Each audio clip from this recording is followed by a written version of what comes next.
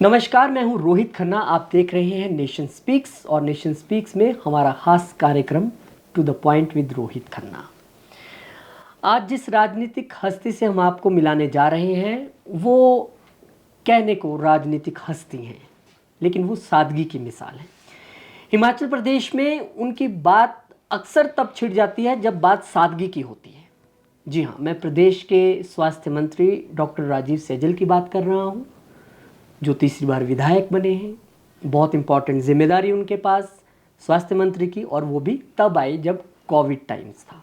सबसे पहले उनका स्वागत कर लेते हैं। सर, बहुत बहुत नमस्कार। सर तो राजीव जी, जैसे मैं अभी बात कर रहा था, क्योंकि राजनीतिक बातें तो आपसे बहुत सारी करनी है, लेकिन आपकी सादगी की चर्चा हर जगह है। कहते हैं राजीव जी के पास गाड़ी है तो वैगनार है, मकान भी अपना नहीं, किराए पे रहते हैं।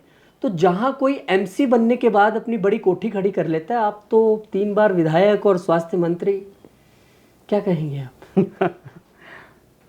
मैं तो जैसा हूँ वैसा ही रहता हूँ, और स्वाभाविक तौर पर जैसा मुझे होना चाहिए मैं वैसा ही हूँ। तो इसको कुछ लोग मेरी सादगी कह देते हैं। हाँ, ये बात ठीक है कि मकान अभी तक नहीं है। प्रयास कर रहा हूँ कि मकान बन जाए, लेकिन अभी तक समय नहीं मिला मकान बनाने का। समय मिलेगा तो अवश्य बनाऊँगा। आपको देख के मुझे भी प्रेरणा मिल रही है। मैं तो सोचता हूँ मेरा मकान कब बनेगा, पर स्वास्थ्य मंत्री मेरे साथ बैठे, उनका नहीं तो आज मुझे भी हौसला हो गया कि कोई नहीं, बन ही जाएगा। जब इनका बनेगा तो मेरा भी बन जाएगा। अच्छा, और एक बात, कोविड टाइम्स में मैंने सुना आप घर घर गए हैं, सभी लोगों से आपने सीधा संपर्क साधा है जाके। जी, कोविड टाइम बहुत एक कठिन समय था। ये तो पूरे विश्व के लिए कठिन समय था, देश के लिए था, प्रदेश के लिए था, और एक भय का वातावरण बना हुआ था पूरे प्रदेश के अंदर, देश के अंदर। एक तो हमने किया कि कोविड वार्ड, जहाँ पर गंभीर रूप से पीड़ित कोविड पेशेंट्स जहाँ पर एडमिट किए गए थे, आईजीएमसी, मैं उस वार्ड में गया और पीपी किट पहन करके हम वहाँ तकरीबन 1.5 घंटा हम कोविड पेशेंट्स के साथ रहे। उसके 2 फ़ायदे हुए। एक तो जो कोविड से लड़ रहे थे, जीवन और मृत्यु से की बाजी जो लोग खेल रहे थे, उनका आत्मविश्वास बढ़ा कि हमें कोई पूछने आया है। दूसरा, एक जो समाज में भी और हमारा जैसे जो हमारे हेल्थ वर्कर्स थे, उनका भी मोराल जो है उससे उठा। और तीसरा संदेश ये गया कि सरकार जो है वो संवेदनशील है। सरकार यूं ही पेशेंट्स को जो है वार्ड में छोड़ करके अपनी जिम्मेदारी से जो है वो हाथ नहीं झाड़ रही है, परंतु सरकार संवेदनशील है। सरकार का प्रतिनिधि जाकर के स्वयं गंभीर तौर से पीड़ित कोविड पेशेंट्स को पूछ रहा है। स्वास्थ्य मंत्री के तौर पे ये करना इसलिए भी थोड़ा आसान रहा क्योंकि आप खुद डॉक्टर हैं, और डॉक्टर हैं तो बहुत सारी बारीकियाँ खुद समझते हैं, जानते हैं। ये भी आपको थोड़ा हेल्प रही उस चीज़ की? जी, ये बात सत्य है, लेकिन आज जो जिम्मेदारी मेरे ऊपर है, तो वहाँ मेरा चिकित्सक होना या वो पृष्ठभूमि मेरा होना वो बहुत गौण हो गई है। कोविड वार्ड में हम लोग गए, फिर उसके बाद होम आइसोलेशन में जो लोग रह रहे थे, और होम आइसोलेशन में जहाँ भी पेशेंट्स थे, शुरू में तो डर इतना था, इसका आतंक इतना था कि अड़ोस पड़ोस में रहने वाले लोग उनके साथ जैसे किसी से अस्पृश्यता का व्यवहार होता है, तो उस प्रकार का व्यवहार जो है वो होता था। अगर कोई कोविड पेशेंट घर के आंगन में भी आ जाता था तो खौफ जो है वो हो जाता था आस पड़ोस में। तो होम आइसोलेशन में रह रहे जो पेशेंट्स थे, उनको भी जिला कांगड़ा में जा कर के, जिला हमीरपुर में जा कर के, जिला बिलासपुर में जा कर के, उनके घरों में जा कर के हमने प्रदेश सरकार ने जो होम आइसोलेशन किट्स बनाई थी, वो हमने खुद जा कर के उनको उनके घरों में जा कर के दी। उससे भी एक तो जो कोविड पेशेंट्स जो होम आइसोलेशन में रह रहे थे, उनमें आत्मविश्वास पैदा हुआ कि हम ठीक हो सकते हैं और कोई ऐसी कोई गंभीर बात नहीं है, और एक आतंक का जो माहौल था उसको भी समाप्त करने में मदद मिली। क्योंकि अभी पिछला 2-2.5 साल जो है वो कोविड का था, और जयराम सरकार ने आपको जो सबसे बड़ी जिम्मेदारी, क्योंकि सबसे मेन प्लेयर आप बन गए, क्योंकि कोविड का टाइम है और स्वास्थ्य मंत्री पर सबकी नज़र है। ऐसे टाइम में जब आपको स्वास्थ्य मंत्री की बागडोर संभाली गई, तब आपके मन में क्या था? मुझे लगता है मुख्यमंत्री जी का जो विश्वास मेरे ऊपर था, उसके चलते उन्होंने मुझे अहम जिम्मेदारी सरकार में दी इससे पूर्व सामाजिक न्याय, अधिकारिता और सहकारिता, ये दो जी। विभाग मेरे पास थे। और मैं ये समझता हूँ कि ऐसा नहीं था कि मैंने अकेले सब कुछ किया है। मैं तो अपने मुख्यमंत्री जी का धन्यवाद करना चाहता हूँ, क्योंकि कोविड दौर के दौरान अन्य विभागों की जो गतिविधियाँ थी तो वो गौण हो गई थी। तो सम्मानीय मुख्यमंत्री जी ने खुद नेतृत्व संभाला। कोई वीक, कोई हफ्ता ऐसा नहीं होता था जब वीसी के माध्यम से प्रदेश के अलग अलग ज़िलों से जुड़ करके उस ज़िले की हालत क्या है, क्या वहाँ आवश्यकताएं हैं, क्या क्या कमियां हैं, क्या संसाधन हमारे को और जुटाने हैं, उसकी समीक्षा सम्मानीय मुख्यमंत्री जी नहीं करते थे। हर हफ्ते जो है विभाग के अधिकारियों के साथ बैठ करके वर्चुअली ज़िलों से कनेक्ट होकर के सम्मानीय मुख्यमंत्री जी खुद हालात का जायज़ा लेते थे, और मैं भी उन बैठकों में उनके साथ होता था। और उसके बाद फिर एक प्रवास का दौर प्रारंभ हुआ प्रदेश के अंदर, जिसमें सम्मानीय मुख्यमंत्री जी ने प्रदेश के प्रत्येक ज़िले का स्वयं दौरा किया। कहाँ कहाँ जो है हम बेड स्ट्रेंथ बढ़ा सकते हैं, वो स्थान जो है आइडेंटिफाई हुए। कहाँ कहाँ क्या क्या कमियां हैं, वहाँ जा कर के उन कमियों का आकलन किया गया और उसके लिए तैयारी जो है वो शुरू हुई। और मैं समझता हूँ इसी प्रोएक्टिव रोल के कारण जो सम्मानीय मुख्यमंत्री जी का रहा, उसके कारण जो है हमारा प्रदेश भली भांति कोविड चुनौती से निपट पाया। ठीक कहा आपने। देखिए, बहुत सारी चीज़ें आपने अपनी गिनाई, कोविड टाइम्स में क्या क्या आपने किया, लेकिन विपक्ष जो है वो आप पे लगातार हमलावर रहता है, सरकार पे हमलावर रहता है कि कोविड टाइम्स में कहीं वेंटिलेटर की प्रॉब्लम आई, कहीं कोई ऑक्सीजन की प्रॉब्लम आई। उसका आप कैसे जवाब देना चाहेंगे? क्योंकि चुनाव है, स्वाभाविक सी बात है, ऐसी चीज़ें निकलेंगी। देखिए, विपक्ष तो जो है हमेशा जो हुआ है उसकी चर्चा तो कभी नहीं वो करते हैं। कमियां खामियां तो आप सिस्टम को जितना भी अच्छा कर लें, कमियां तो फिर भी निकल आएंगी।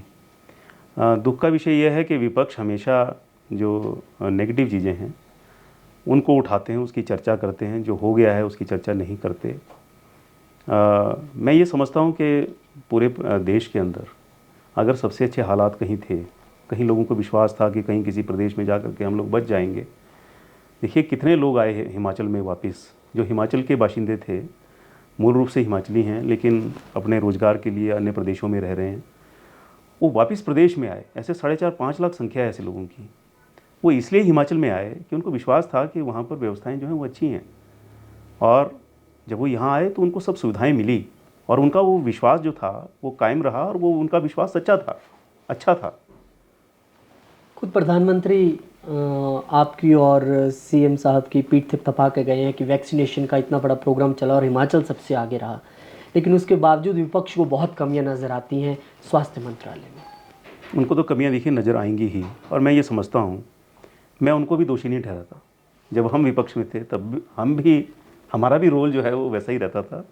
तो मैं तो खुद के साथ भी न्याय करना चाहता हूँ, और मुझे लगता है इस रिवाज को या इस आदत को हमें कहीं ना कहीं हमें छोड़ना पड़ेगा। जो अच्छा हुआ है विपक्ष के तौर पर, विपक्ष में रहते हुए सरकार का जो एक सकारात्मक योगदान है, जो अच्छाई है, जो अच्छा किया है हमने, उसकी प्रशंसा करनी चाहिए, सुझाव देने चाहिए कि क्या और अच्छा हम कर सकते हैं। और विपक्ष की तरफ से भी सुझाव आए तो सरकार को सुझाव मानने चाहिए। पर विपक्ष तो कह रहा है कि मुख्यमंत्री बहुत सारी उपलब्धियां गिनाते हैं, मंत्री सारी उपलब्धियां गिनाते हैं, हमने तो एक चार्जशीट कमेटी बना दी, हम तो चार्जशीट लाने वाले हैं सरकार के खिलाफ बहुत जल्द। ये तो कर्मकांड है, और हम जब विपक्ष में थे हमने भी चार्जशीट तैयार की। अब उनका समय है, उन्होंने चार्जशीट तैयार करनी है। ठीक है, अगर कोई बड़ी खामियां रही हैं, कमियां रही हैं, उसको वो सामने लाएं। विपक्ष का ये रोल भी होता है, और कहा भी गया है निंदक नीरे राखिए, निंदक को हमें नज़दीक रखना चाहिए ताकि सुधार की गुंजाइश रहे, हमें जो कमियां हैं हमें पता लगती रहें। और सशक्त विपक्ष जो है वो हमारी कमियां खामियां हमको बता सकता है, लेकिन हम प्रेस में जाकर के ही कमियां खामियां बताएंगे? उसके लिए हमको धरना प्रदर्शन करके ही हमको जो है कमियां खामियां बतानी पड़ेंगी। चर्चा करके भी हम सरकार के ध्यान में जो है कमियां खामियां ला सकते हैं। तो कहीं ना कहीं सहयोग भी दिखना चाहिए। ठीक है, विरोध दिखे अच्छी बात है, लेकिन सहयोग भी तो दिखे। 2022 का चुनाव है, आप आज तक चुनाव में पहले जाते रहे हैं कार्यकर्ता के तौर पर, विधायक के तौर पर, इस बार आप चुनाव में जाने वाले हैं मंत्री के तौर पे। विज़न भी ज़्यादा बड़ा है इस बार, तो क्या लगता है 2022 चुनाव में क्या रहने वाला है इस बार? ये बात ठीक है। मैं इस बात को मैं मानता हूँ कि मंत्री रहने के बाद चुनौतियाँ बढ़ जाती हैं, क्योंकि जितना बड़ा जिम्मेदारी, जितना बड़ा ओहदा व्यक्ति को प्राप्त होता है, उस पद के अनुपात में उतनी ही अपेक्षाएं जो हैं लोगों की बढ़ जाती हैं। कुछ अपेक्षाएं पूरी हो जाती हैं, कुछ अपेक्षाएं जो हैं पूरी नहीं हो पाती। तो मैं समझता हूँ कि फिर एक जो एंटी इनकम्बेंसी है वो बनती है। वो शायद हमारी भी होगी, मैं इस बात में विश्वास रखता हूँ, मैं इस बात को मानता हूँ। और लेकिन मैं ये कह सकता हूँ बड़े दावे के साथ कि पिछले 15 वर्षों से एक जो हमारा संबंध लोगों के साथ बना है, तो ये संबंध जो है ये कच्चा संबंध नहीं है, ये बहुत जल्दी टूटने वाला संबंध नहीं है। ये संबंध एक पक्का संबंध है। हमने दिलों के रिश्ते कायम किए हैं, लोगों के घर में हमने स्थान बनाया है, और मुझे लगता है लोग इस बात को मानते भी हैं। तो उसी विश्वास के बलबूते जो है अपना चौथा चुनाव हम लड़ेंगे, और मुझे पूरा विश्वास है कि ये चौथा चुनाव भी हम जीतेंगे। कहते हैं डॉक्टर राजीव सहजल किस्मत के बड़े धनी हैं, बड़े लो मार्जिन से 2 बार आप जीते हैं, पिछली बार भी 440 वोट से। इस बार एक नया प्लेयर है आम आदमी पार्टी। तो डॉक्टर राजीव सहजल की कैलकुलेशन क्या कहती है कि इस बार आम आदमी पार्टी किसका वोट उड़ाने वाली है, आपका या कांग्रेस का? मैं कोई टिप्पणी जो है इस बारे में मैं नहीं करना चाहता हूँ। हम तो अपनी परफॉर्मेंस को ही बेटर करना चाहते हैं। अभी हमारे पास 6-7 महीने हैं, 6-7 महीने के बाद चुनाव होंगे। जो कमियां खामियां निर्वाचन क्षेत्र में रह गई हैं उसको हम पूरा करने का प्रयास करेंगे।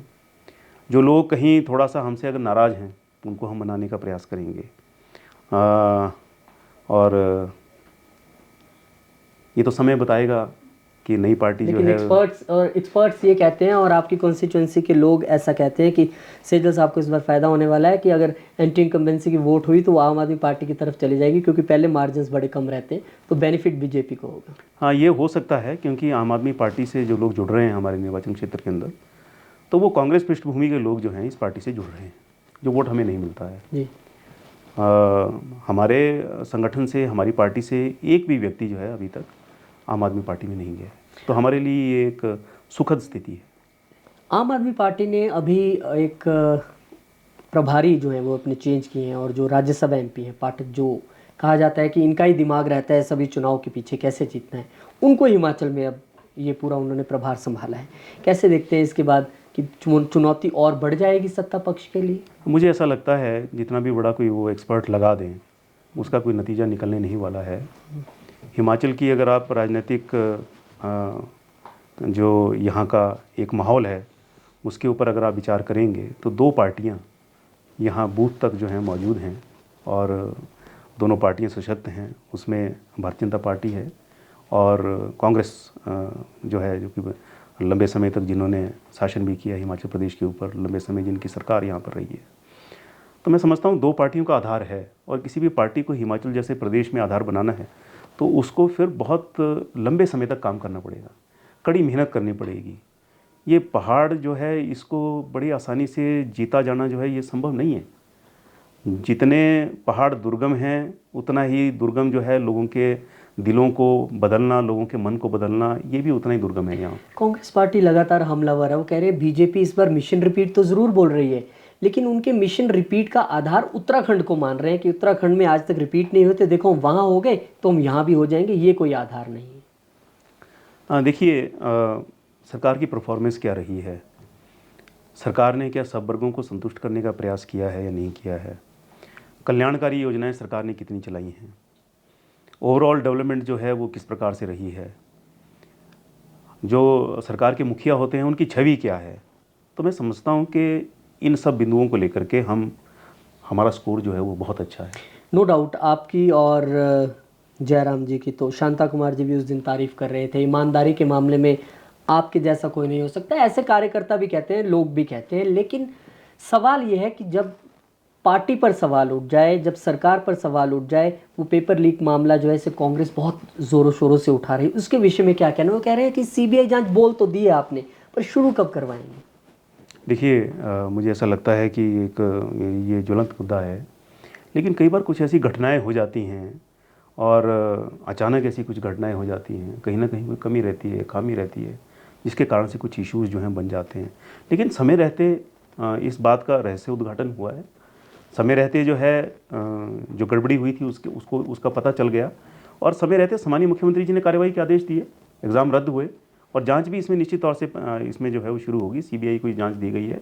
सीबीआई का अपनी जांच प्रारंभ करने का उनका एक तौर है, तरीका है, और उसके मुताबिक जो है वो जांच निश्चित तौर से शुरू होगी और दूध का दूध पानी का पानी अवश्य जो है वो सामने आएगा। सड़कों लेके लगातार सड़कों को लेके घेर रही है कांग्रेस। वो कहना है कि मुख्यमंत्री जो बीजेपी के हैं वहाँ केंद्र में उनकी कोई सुनता नहीं है।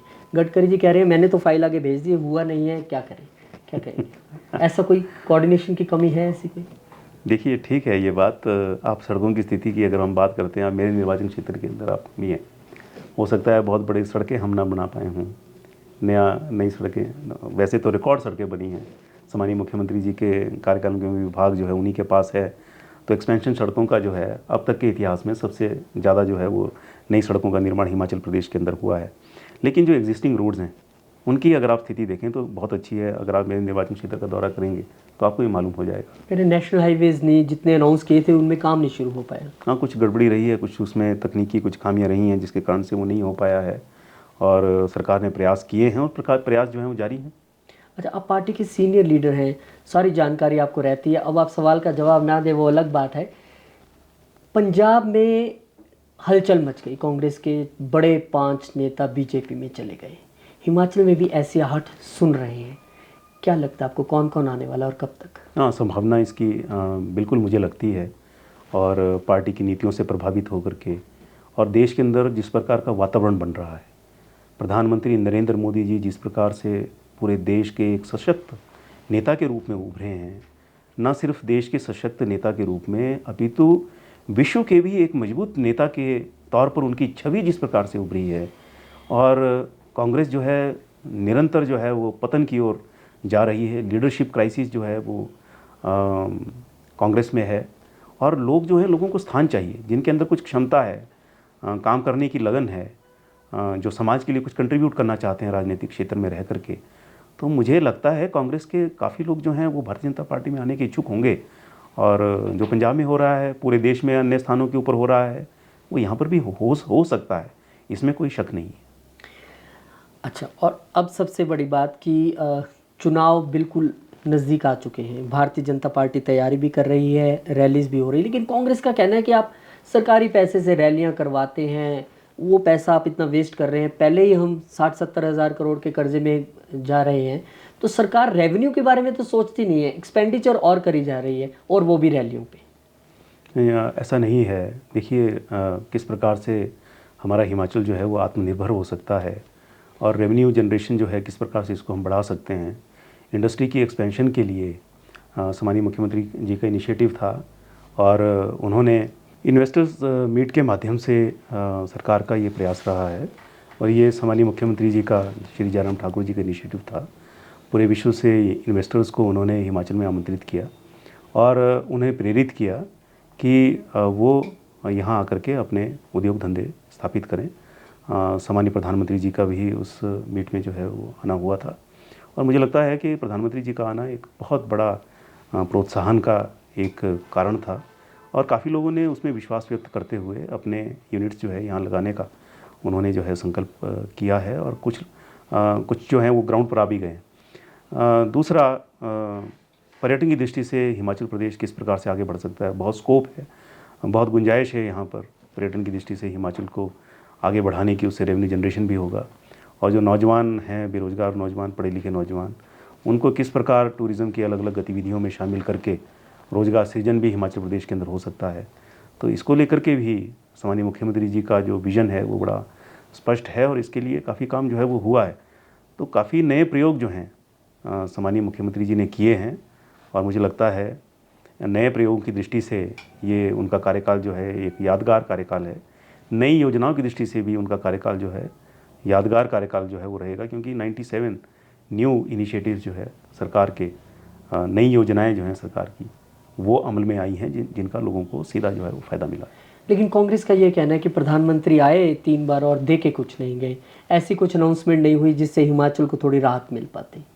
इतना कुछ जो है हमें केंद्र से मिल रहा है, अलग अलग योजनाओं के माध्यम से, जो सेंट्रली स्पॉन्सर्ड स्कीम्स हैं, जिसमें 80-20, 90-10 के रेशो में जो है, जिसका मेजर चंक जो है सेंटर जो है फंड करता है, तो क्या वो हमें केंद्र से प्राप्त नहीं होता है? हमें होता है। नीति आयोग के माध्यम से जो हमको मिलता है आज, वो पीछे जो मिलता था उसका कई गुना आज हमको मिलता है। और ये जो फ्री वैक्सीनेशन जो है पूरे देश के अंदर हुई है, क्या वो हिमाचल प्रदेश को नहीं मिली? और हिमाचल प्रदेश इस वैक्सीनेशन को संपूर्ण करने वाला पूरे देश में अव्वल राज्य जो है, उसके रूप में जो हिमाचल प्रदेश जाना जाता है। तो इतना कुछ जो है हमें केंद्र से मिल रहा है। तो मुझे लगता है कि कमी जो है केंद्र की ओर से जो है वो नहीं है, लेकिन कोई नया हर बार जो है प्रधानमंत्री जी आएंगे और कुछ दे करके जाएंगे, तो इस धारणा को भी और इस स्वभाव को भी हमारे को कहीं ना कहीं जो है वो बदलना पड़ेगा। मैं अभी लीडर ऑफ अपोजिशन से बात कर रहा था, उन्होंने बड़े सख्त लहजे में कहा, उन्होंने कहा बीजेपी को अपना बोरी बिस्तरा बांध लेना चाहिए, बस अब टाइम आ गया है 4-5 महीने बाद और हम आ रहे हैं। वो खुदा नहीं है, वो भगवान नहीं है कि जो वो कहेंगे वो हो जाएगा, और जैसा वो चाहेंगे और जैसी उनकी मंशा होगी वैसा हो जाएगा। वो कोई भविष्यवक्ता भी नहीं होंगे जो भविष्य को देख सकते होंगे कि आगे क्या होने वाला है, कि उनकी भविष्यवाणी जो है वो सत्य हो जाएगी। वो बिल्कुल ठीक वैसे साबित होंगे जैसे कोई एक फेक एस्ट्रोलॉजर जो है किसी भविष्य कोई कथन करता है, भविष्य में होने वाली किसी घटना का वर्णन करता है और वो होती नहीं है। तो ऐसा ही जो है इनके साथ भी। स्वास्थ्य मंत्री के तौर पे आपको क्या लगता है कि नेक्स्ट टर्म अगर बीजेपी को मिलती है, अगर आपके फेवर में रिजल्ट जाते हैं, तो क्या हिमाचल में अभी होना बाकी है? बहुत कुछ होना बाकी है हिमाचल प्रदेश में। वही मैंने कहा है कि एक तो पर्यटन को लेकर के जितनी संभावनाएं हैं उनको हमको तलाशना पड़ेगा, और नए प्रोजेक्ट्स जो हैं हिमाचल प्रदेश के अंदर मुझे लगता है शुरू करने की भी अभी बहुत गुंजाइश है, बहुत अपेक्षा है। हाइडल पावर प्रोजेक्ट्स जो हैं और तेज़ी से जो है और गति से जो है यहाँ पर उनको आगे बढ़ाने की आवश्यकता है। करने के लिए तो बहुत कुछ है जी। और आपके अपने फील्ड की बात करें तो स्वास्थ्य मंत्रालय के तौर पे अगर देखें तो अस्पतालों या डिस्पेंसरीज या क्या सुधार आपको लगता है कि अभी भी होने बाकी है? इसमें भी काफ़ी सुधार की गुंजाइश है जहाँ तक मेरे विभाग का प्रश्न है। आज भी अगर मैं कहूँ तो ठीक है, हमने जो है रिकॉर्ड भर्ती जो डॉक्टर्स की हुई है हमारे कार्यकाल के अंदर। 1750 से अधिक डॉक्टर्स जो हैं 4.5 वर्ष के कार्यकाल में सरकार ने भर्ती किए हैं, और ये हिमाचल प्रदेश के इतिहास में अब तक की सबसे बड़ी भर्ती हुई है डॉक्टर्स की। लेकिन आज भी कहीं कहीं जो है डॉक्टर्स के पद जो हैं वो खाली हैं, और विशेष तौर से विशेषज्ञों की कमी है हिमाचल प्रदेश के अंदर। तो विशेषज्ञ हमें ज़्यादा मिलें और विशेषज्ञ यहाँ टिकें, यहाँ रहें और फील्ड में अपनी सेवाएं दें, इस दिशा में हमको कार्य करने की आवश्यकता है। इक्विपमेंट की दृष्टि से भी हमको जो है अभी काफ़ी कुछ जो है करने की आवश्यकता है हिमाचल। एक बड़ा वादा कांग्रेस इस बार कर रही है जो शायद बीजेपी को 3-4 महीनों में देखना होगा, ओपीएस, ओल्ड पेंशन स्कीम। वो कह रहे हैं आप हमें आने दीजिए, बस आते ही हम सबसे पहला काम ये करेंगे, लोग बहुत दुखी हैं, हम ये करने वाले हैं। बोलने में कुछ नहीं जाता है, उनको तो आज सारे वादे उनको करने हैं। जो ना भी हो सकता होगा वो तो आसमान से तारे तोड़ करके लाने की बात भी वो कहेंगे, वो झूठ कहेंगे और जनता को बहकाने का, गुमराह करने का प्रयास करेंगे। लेकिन धरातल पर हमको सोचना पड़ेगा। और मुझे ये लगता है कि विपक्ष जो है जिस प्रकार से गैर जिम्मेदाराना ढंग से जिस प्रकार से विपक्ष बात करता है, प्रदेश की आर्थिक स्थिति को विचार किए बिना जिस प्रकार से विपक्ष बात करता है, आपको धरातल पर तो आपको विचार करना ही पड़ेगा, सोचना ही पड़ेगा। और प्रदेश के जो लंबे समय तक जो है हित किस में है प्रदेश का, वो हमको विचार करना पड़ेगा। आपको लगता है ओपीएस पॉसिबल नहीं है? सरकार इसके ऊपर विचार कर रही है, चिंतन चला हुआ है। सम्मानीय मुख्यमंत्री जी स्वयं इस बात को देख रहे हैं, और मुझे लगता है जो भी कुछ होगा इसका आउटकम अच्छा ही होगा।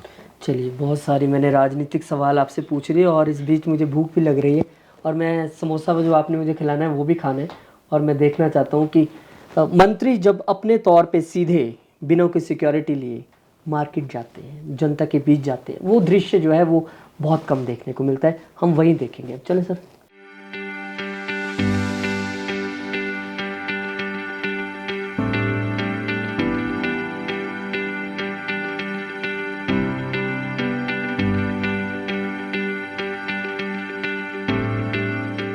क्या बात है, वैगनर रखी हुई है सर आपने? ये 2008 से मेरे पास है। अच्छा जी। और मैंने इसको बेचा नहीं, और मैंने कोई दूसरी गाड़ी खरीदी भी नहीं इसके अलावा। इसी में ट्रैवल करते हैं? इसी में जब मुझे व्यक्तिगत कोई दौरा करना होता है तो फिर इसी का प्रयोग करता हूँ। मुझे वो एक नायक पिक्चर का सीन याद आ रहा है जिसमें वो कहता है कि छोटा मोटा टोयोटा से उतरता है और सीएम ऑटो से उतरता है। तो यहाँ स्वास्थ्य मंत्री वैगनआर में जा रहे हैं और हम पता नहीं कौन कौन से सपने देखते हैं। क्या बात है। चलिए सर, चलते हैं।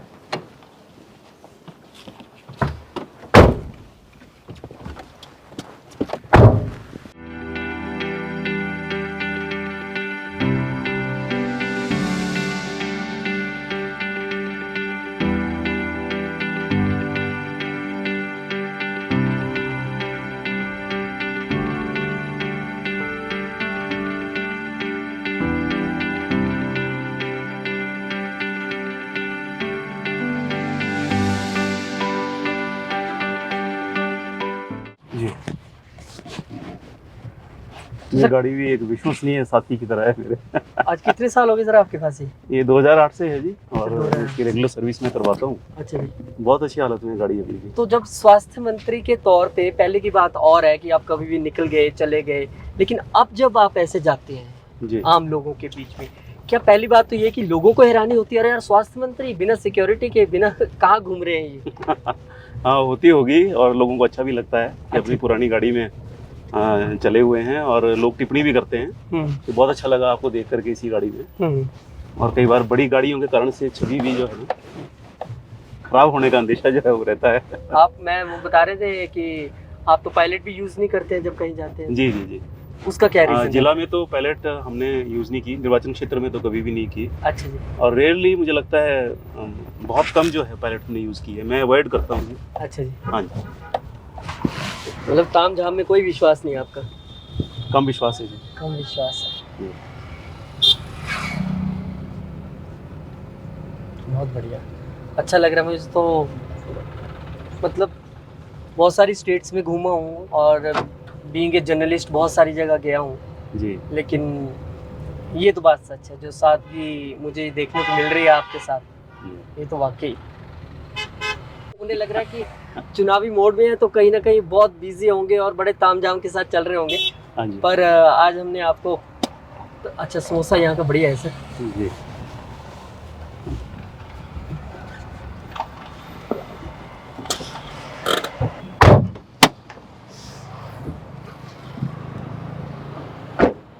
ये आपका सर कर्म क्षेत्र है, कार्य क्षेत्र? ये मेरा कार्य क्षेत्र है जी। अकेले एक घर कहीं और है, फिर दूसरा घर जी। कहीं?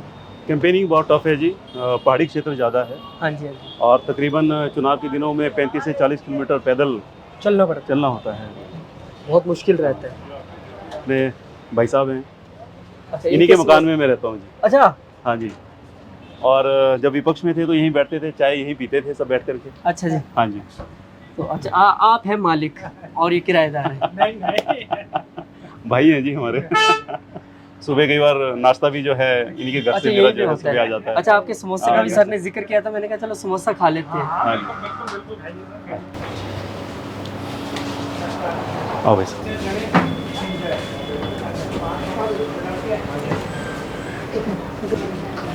अच्छा सर, मैं ये भी सुन रहा था कि एक संस्था है जिसने आपको बेस्ट एमएलए का, यंग एमएलए का अवार्ड दिया है, वो क्या संस्था है? भारतीय छात्र संसद है जी। और आज से 5 साल पूर्व उन्होंने मुझे निमंत्रित किया था पुणे उनके संस्थान में, और उत्कृष्ट विधायकों को ऐसे उन्होंने 4 या 5 विधायक पूरे देश से उन्होंने बुलाए थे, जिनमें से मैं एक था जी।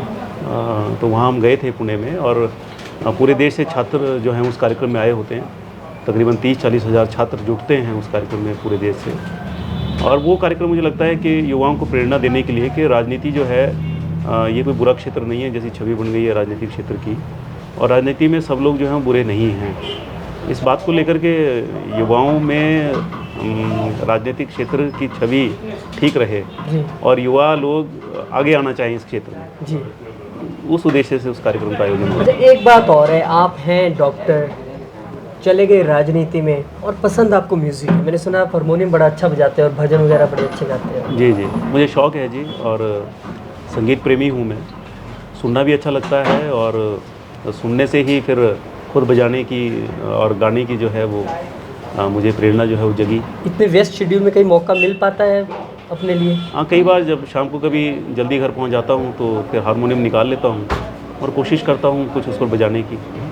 क्या बात है, ये एक नेता हैं, मंत्री हैं, उनके अंदर भी एक सॉफ्ट सा दिल है जो म्यूजिक को बहुत पसंद करता है। समोसा और चाय। समोसा ले। अच्छा सर, और एक बात मैं आपके बारे में सुन रहा था कि जब आप कभी विधानसभा अटेंड करने जाते हैं तो आप अवॉइड करते हैं कि होटल वोटल में ना रुकें, सरकारी खर्चे ना कराएं, आप चाहते हैं आश्रम में रुकें वहाँ पे। नहीं, ऐसा जब मैं विपक्ष में था तो अक्सर स्वामी चिन्मयानंद जी का जो है वो आश्रम है बिल्कुल विधानसभा के साथ। अच्छा जी। तो वहाँ मैं रुका करता था, लेकिन आजकल तो जो व्यवस्था है सरकारी व्यवस्था उसके मुताबिक मैं रुकता हूँ, जो कि ज़रूरी भी है, स्टाफ भी होता है अपने साथ, तो सब लोग आश्रम में नहीं रुक सकते। लेकिन जब विपक्ष में था तो ऐसा हम करते थे, और जब पक्ष में भी था 2007 से 12, अच्छा, तब भी उस आश्रम में मैं कई बार रुका हूँ।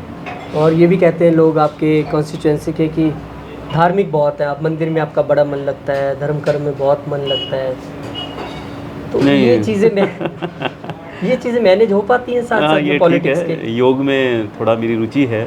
योग की बात शांता कुमार जी ने की थी, बोले अगर मैं इस उम्र में भी हाँ जी। बहुत बढ़िया हूँ ना आपके सामने, तो उसमें सबसे बड़ा रोल योग का है। जी जी, उन्होंने कहा था, और उन्होंने कहा कि मैंने अपनी नज़र जो है वो सिर्फ योग का अभ्यास करके उन्होंने अपनी नज़र जो है वो ठीक की है। वो चश्मा नहीं लगाते हैं, और 80 से अधिक वर्ष से अधिक के वो हो गए हैं, लेकिन आज भी उम्र का प्रभाव नहीं दिखता उनके ऊपर, और उन्हीं से प्रेरणा जो है वो मिलती है। तो मैं कोशिश करता हूँ कि योग जो है वो नियमित करूँ, सुबह 1 घंटा तो अपने लिए हम रखते हैं। चल रखते हैं योग। चलिए, समोसा आ गया सर, बहुत बहुत शुक्रिया आपके इतने व्यस्त शेड्यूल में से। अच्छा सर, ये जैसे समोसा है ना सर, इसमें एक रेड कलर की चटनी, एक ग्रीन। अब ये जीवन में भी ऐसे ही है, ये हरी चटनी तीखी है, इसलिए हमारे सवाल कई बार तीखे भी हो जाते हैं, और ये रेड वाली मीठी है, तो दोनों तरह के रहते हैं। तो क्या लगता है इस बार आपको बीजेपी के लिए, अगर मैं बात करूं सीटों की 2022 में, क्या आपका लगता है, आकलन क्या है? मैं सीटों के विषय में कोई नंबर जो है मैं नहीं बता पाऊँगा जी। लेकिन निश्चित तौर से सरकार में हम आएंगे, जी, ऐसा बोलना चाहते हैं। मतलब पहले से ज़्यादा सीटें आएंगी? कोशिश तो यही है, प्रयास तो यही है, पूरा संगठन लगेगा, और हमें राष्ट्रीय नेतृत्व का भी हमें सहारा मिलेगा। मुझे लगता है कि सम्मानीय प्रधानमंत्री जी स्वयं शिमला आए, और उनका आना जो है इस बात का इशारा करता है कि हिमाचल को बहुत गंभीरता से वो लेते हैं। अभी उनके और भी प्रवास हिमाचल प्रदेश में होंगे। कांग्रेस पार्टी का कहना है कि कांग्रेस इस बार 50+ का स्कोर करने वाली है, 68 सीटें हैं, कैसे बात बनेगी? इससे बड़ा झूठ नहीं हो सकता, ये सफेद झूठ है। नंबर आप दे नहीं रहे, देखिए, कांग्रेस ने तो दे दिया नंबर। कोई नंबर जो है वो करने के लिए मैंने अभी अपने तौर पर विश्लेषण जो है हर विधानसभा के परिस्थिति क्या है आज, जब वो विश्लेषण हम करेंगे तब एग्जैक्ट नंबर हम बता सकते हैं। लेकिन जिस तरह से पूरे प्रदेश में मेरा प्रवास जो रहा है, उस प्रवास के आधार पर, लोगों से बातचीत के आधार पर मैं ये कह सकता हूँ कि माहौल अच्छा है भारतीय जनता पार्टी के पक्ष में। तो अभी प्रधानमंत्री मेरे ख्याल फिर आ रहे हैं जी, धर्मशाला जी। तो इस बार कांग्रेस पार्टी का जो वो ताना है हर बार की दे के कुछ नहीं जाते, उसमें कुछ लग रहा है इम्प्रूवमेंट होने वाली है? पता नहीं उनको क्यों ऐसा लगता है। जितनी सौगातें जो हैं हमें केंद्र से मिली हैं, और इतना कुछ केंद्र सरकार ने हिमाचल के लिए किया है, और प्रधानमंत्री जी का तो बहुत लगाव है हिमाचल प्रदेश के साथ। अपना घर कहते हैं इसको। जी जी। लेकिन वही तो कह रहे हैं कि अगर यहाँ के प्रभारी भी रह चुके हैं, हिमाचल को घर भी कहते हैं, पर घर में देखे कुछ नहीं जाते। केंद्रीय योजनाओं के माध्यम से काफ़ी कुछ मिला है। नीति आयोग से हमें हमारा शेयर बराबर जो है हमें बढ़कर के मिला है, कम नहीं हुआ। मैंने हरी चटनी ज़्यादा खाली लगता है, इसलिए एक और तीखा सवाल पूछने वाला हूँ। कांग्रेस पार्टी का ये भी कहना है कि 2 करोड़ रोज़गार देने वाले थे आपने, वो बात जो है बेरोज़गारी कम नहीं कर पा रहे हैं, हिमाचल बेरोज़गारी में इंडेक्स में ऊपर भी जा रहा है, उसके लिए सरकार कुछ नहीं कर रही है। ये बात ठीक है कि बेरोज़गारी का मुद्दा हिमाचल प्रदेश में वाकई एक मुद्दा है, और ऐसा नहीं है कि आज हमारी सरकार है ये तभी है। कांग्रेस के लोग बताएं कि जब उनकी सरकार थी तो उन्होंने क्या किया, और कितने रोज़गार अपने 5 वर्ष के कार्यकाल में वो दे पाए। हिमाचल प्रदेश में हमारे 4.5 वर्ष के कार्यकाल में काफ़ी भर्तियाँ हुई हैं। मैंने जैसा आपको डॉक्टर्स का ही बताया, पैरामेडिकल स्टाफ का बताया, स्टाफ नर्सिस का बताया, आउटसोर्स के आधार पर जो है अनेक लोगों को जो है हिमाचल प्रदेश में भर्ती किया गया है। प्रत्येक विभाग में भर्तियां हुई हैं। लेकिन मुझे लगता है कि इस प्रश्न को हल करने के लिए और भी प्रभावी कदम उठाए जाने की आवश्यकता है। सरकारी नौकरी के अतिरिक्त हम किस प्रकार से और रोजगार सृजन जो है हिमाचल प्रदेश में हो सकता है, उसका पर्यटन। चाय भी आ गई आपकी गर्मा गर्म, तो एक सवाल भी गर्मा गर्म और है। विपक्ष का ये भी कहना है कि अभी पिछले कुछ महीनों में मुख्यमंत्री ताबड़तोड़ तरीके से उद्घाटन कर रहे हैं, फटाफट जाते हैं, शिलान्यास रखते हैं, एक बार में 50 चीज़ें लगी है उसका शिलान्यास रिमोट से किया और चले गए। तो अभी आप शिलान्यास कर रहे हैं तो काम कब पूरा होगा, और शिलान्यास अभी क्यों हो रहे हैं, और क्या ये वादे पूरे होंगे, ये विपक्ष का सवाल है। शिलान्यास आज से नहीं हो रहे हैं। शिलान्यास जब से सामान्य मुख्यमंत्री जी उन्होंने बतौर मुख्यमंत्री उन्होंने अपना पद संभाला है, तब से लेकर के अब तक। और कोविड के मैं बताना चाहूँगा आपको, कोविड का 2 वर्ष का कार्यकाल भी रहा, लेकिन विकास के पहिए नहीं थमे हिमाचल प्रदेश में। हालांकि लोगों के बीच में जा नहीं सकते थे, लेकिन वर्चुअली अनेकों योजनाओं के शिलान्यास उद्घाटन सामान्य मुख्यमंत्री जी के द्वारा होते रहे। अभी कुछ समय पहले जो प्रोजेक्ट्स जो अनाउंस हुए हैं, तो उनका शिलान्यास तो आज ही होगा ना। तो कह रहे सिर्फ अनाउंसमेंट से हो रही है, आगे होने कुछ नहीं वाला है। एक भी अनाउंसमेंट ऐसी नहीं है जिसमें बजट का प्रावधान सरकार ने न किया हो, ये मैं बोलना चाहता हूँ। एक उन्होंने और बात बोली कि मंडी में मुख्यमंत्री कह रहे थे मैं हवाई पट्टी ले आऊँगा, वो अपने क्षेत्र में नहीं ला पाए, तो प्रदेश में क्या आएगा। ठीक है, कई बार काफ़ी गंभीरता से इसके ऊपर जो है प्रयास भी हो रहे हैं। बड़ा प्रोजेक्ट है, समय लगेगा, एकदम तो कुछ नहीं हो जाता। रातों रात तो एयरपोर्ट नहीं बनेगा, सालों लगते हैं। चीज़ों को शुरू करने की आवश्यकता है। शुरुआत हो गई है। अभी मैं मुकेश अग्निहोत्री जी से बात कर रहा था, वो कह रहे मुख्यमंत्री 4 हेलीकॉप्टर बदल चुके हैं, सुबह ही उठते हैं, बहुत सारे उद्घाटन करते हैं और फिर काम कोई नहीं होता है। मुझे लगता है सामान्य मुख्यमंत्री से पहले जो मुख्यमंत्री थे ठाकुर जयराम जी से ज़्यादा प्रयोग राजा वीरभद्र सिंह जी ने हेलीकॉप्टर का किया है। तो इसको मुद्दा बनाना, हेलीकॉप्टर का प्रयोग होता है तो निजी काम के लिए तो नहीं उसका प्रयोग कर रहे हैं, सार्वजनिक कामों के लिए उसका प्रयोग हो रहा है और उसकी व्यवस्था है। तो इसलिए न सिर्फ हिमाचल प्रदेश के मुख्यमंत्री हेलीकॉप्टर का प्रयोग करते हैं, अन्य राज्यों के मुख्यमंत्री भी हेलीकॉप्टर्स का प्रयोग करते हैं। कई जगह तो चार्टर्ड प्लेन जो है वो मुख्यमंत्रियों ने उनकी सेवा में जो है वो रहते हैं। अगर हमको डिलीवर करना है पब्लिक में, कनेक्टिविटी बढ़ानी है, कम समय में ज़्यादा लोगों के बीच में हमको जाना है, तो फिर यातायात का साधन फिर हमको हेलीकॉप्टर तो रखना ही पड़ेगा। और डॉक्टर राजीव सैजल की कैंपेन क्या शुरू हो चुकी है, चुनावी मोड में आ चुके हैं। मेरी कैंपेन तो जिस दिन से हम चुनाव जीतते हैं उसके अगले दिन से कैंपेन शुरू हो जाती है, तो कैंपेन जारी है। अब ये और एग्रेसिव हो जाएगी और इसमें तेज़ी हम लाएंगे। तो इस बार लोगों के बीच क्या ऐसी मुख्य चीज़ें हैं जो अपने वोटर्स के बीच आप लेके जा रहे हैं। बहुत उपलब्धियां हैं हमारी, पेयजल योजनाओं की दृष्टि से हम बहुत कामयाब रहे हैं। तकरीबन 150 करोड़ से भी अधिक की लागत से पेयजल योजनाएं हमारे निर्वाचन क्षेत्र में बन रही हैं। अनेकों स्कूल्स अपग्रेड हुए हैं। एसडीएम कार्यालय हमारा नहीं होता था, एक एसडीएम कार्यालय हमारे प्रयासों से वो जो है वो मिला है। एक नया आयुर्वेदिक स्वास्थ्य केंद्र हमारे निर्वाचन क्षेत्र के अंदर खुला है। 2 वेटनरी हॉस्पिटल्स हमारे चुनाव क्षेत्र के अंदर जो है खोलने का सामान्य मुख्यमंत्री जी ने घोषणा की है। अनेकों विकास के काम हुए हैं। विधायक निधि से अनेकों काम जो है हर पंचायत के अंदर, कोई पंचायत ऐसी नहीं है जिसमें 1 करोड़ या 1.5 करोड़ से कम राशि जो है विकास के कामों के लिए ना गई हो। तो इस बार मतलब इन मुद्दों के आसपास ही पूरा चुनाव घूमने वाला है। देखिए, काम तो अपनी जगह हैं, लेकिन मैं फिर आपसे यही बात कहना चाहता हूँ कि लोगों के साथ हमारा संबंध कैसा है, ये बहुत काउंट करता है। काम जितने भी आप करवा दीजिए, अगर मान लीजिए उस संबंध में कहीं कोई खटास है, तो फिर ये सब काम जो है ये निरर्थक हो जाते हैं चुनाव की दृष्टि से। वैसे तो कामों का अपना एक उपयोगिता है, बिल्कुल लोगों को सुविधा मिलती है, मिलनी चाहिए, लेकिन अगर जीत हार की हम बात करें तो उसमें बहुत बड़ा योगदान जो है वो व्यक्ति का अपना, उसकी छवि क्या है और उसका संबंध लोगों के साथ कैसा है, व्यवहार कैसा है, इसके ऊपर निर्भर करता है। और नेता के तौर पे कभी आपको ये लगता है कि हर वोटर को, हर शख्स को संतुष्ट करना बड़ा मुश्किल है। विधानसभा में अब जितने वोटर हैं सबको पर्सनली संतुष्ट करना बड़ा मुश्किल है, और कोई ना कोई ऐसा रह ही जाता है जो फिर नाराज़ भी हो जाता है। बिल्कुल, ये बात सही है जी, ये सच्चाई है कि नाराज़ लोग हो जाते हैं, और नाराज़ लोग तब होते हैं जब कोई निजी काम जो है वो नहीं होता। जैसे ज़्यादातर हर परिवार जिसमें कोई पढ़ा लिखा कोई व्यक्ति है लेकिन बेरोज़गार है, तो वो कहते हैं इसको नौकरी आप दिलवाइए। तो नौकरी आज आप किसी को दे नहीं सकते हैं, कंपटीशन फाइट करना पड़ेगा, एग्ज़ाम देना पड़ेगा, नंबर लेने पड़ेंगे और मार्क्स के आधार पर ही चयन होगा।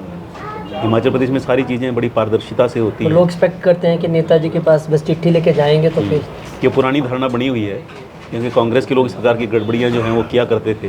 तो आज भी लोगों के मन में यही छवि है कि नेता के माध्यम से कोई नौकरी मिल सकती है या काम हो सकता है। आप पर पर्सनली नहीं, पर सरकार पर बहुत इल्ज़ाम लगाती है कांग्रेस। वो कहते हैं कि बहुत सारे ठेके ऐसे हैं जो कुछ ही लोगों को दे दिए गए, उसके ना कुछ प्रॉपर तरीके में कोई प्रोसीजर फॉलो नहीं किया गया। वो अपने 5 साल के कार्यकाल की भी समीक्षा कर लें एक बार, तो उनको उत्तर खुद मिल जाए।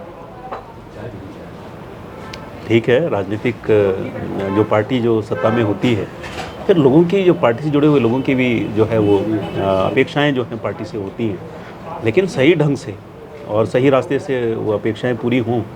हमारे कार्यकाल में तो ऐसा ही हुआ है, किसी को आउट ऑफ द वे जा कर के कोई ऐसा लाभ मेरे ध्यान में तो नहीं है, मेरे निर्वाचन क्षेत्र के अंदर तो ऐसा कुछ नहीं हुआ।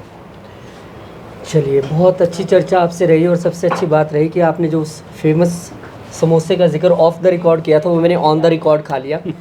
और सवाल हमने भी यहाँ आपको पूछे हैं, ऐसा नहीं कि समोसा आपका खा रहे तो सवाल नहीं पूछेंगे, सवाल तो पूछेंगे। अच्छा, फिर भी जाते जाते एक नंबर मैं ज़रूर जानना चाहूँगा, किसके आसपास भारतीय जनता पार्टी अपने सर्वेज होते हैं पार्टी के 68 में क्या स्कोर रहने वाला है, आपका, कांग्रेस का और आम आदमी पार्टी का? आप 0। अच्छा, भारतीय जनता पार्टी 50 से अधिक। 50+, रिमेनिंग कांग्रेस, आप 0। हाँ, रिमेनिंग कांग्रेस या कुछ निर्दलीय भी हो सकते हैं, जैसे अभी 2 निर्दलीय विधायक जो हैं। अच्छा, ऐसी कभी स्थिति बन सकती है? हालांकि मैंने कांग्रेस से पूछा तो कह रहे हाइपोथेटिकल क्वेश्चन है, ऐसा नहीं हो सकता कि कभी बीजेपी 3-4 सीट पीछे रह जाए और वो 3-4 सीट आम आदमी पार्टी को हो जाए, कोई गठबंधन की स्थिति हो सकती है क्या? ये तो तात्कालिक परिस्थितियाँ कैसी हैं, क्या स्थिति होगी, ऐसा होगा नहीं होगा, और उस समय हालात कैसे होंगे उसके ऊपर निर्भर करता है। और फैसले जो है वो परिस्थिति के मुताबिक होते हैं। जब ऐसी परिस्थिति आएगी तो हमारे नेतागण जो हैं विचार करेंगे क्या करना है, चलिए, उचित फैसला लेंगे। बहुत बहुत शुक्रिया, बहुत बहुत धन्यवाद आपका और शुभकामनाएं आपको भी चुनावों के लिए। बहुत बहुत धन्यवाद। और बहुत शुक्रिया आप लोगों का भी, क्योंकि आप लोग हमें मोटिवेट करते हैं तो हमें लगता है और अच्छा करना चाहिए और बढ़िया तरीके से आपकी बात उठानी चाहिए, जाना चाहिए, और हम वो करते भी। आपके सवाल लेके जाते हैं तो पूछने की कोशिश करते हैं। और अभी क्योंकि मंत्री जी बैठे तो बहुत सारे लोग, एक बार कैमरा पैन कर देंगे तो आपको पता लग जाएगा कि उनसे मिलने के लिए यहाँ आ गए हैं। ये प्यार है लोगों का, ये उनका, हमारे विधायक आए हैं या मंत्री आए हैं उनसे मिलने के लिए और मैं उनको लेके आया हूँ, तो आज उनको यहाँ पे कई चीज़ों का निपटारा भी करना होगा। चलिए, उनको भी समय देते हैं और आपसे भी इजाज़त लेते हैं इस वादे के साथ कि मिलेंगे एक नई राजनीतिक शख्सियत के साथ to the point with Rohit Khanna में। आप जुड़े रहिए नेशन स्पीक्स के साथ। बहुत बहुत शुक्रिया, धन्यवाद।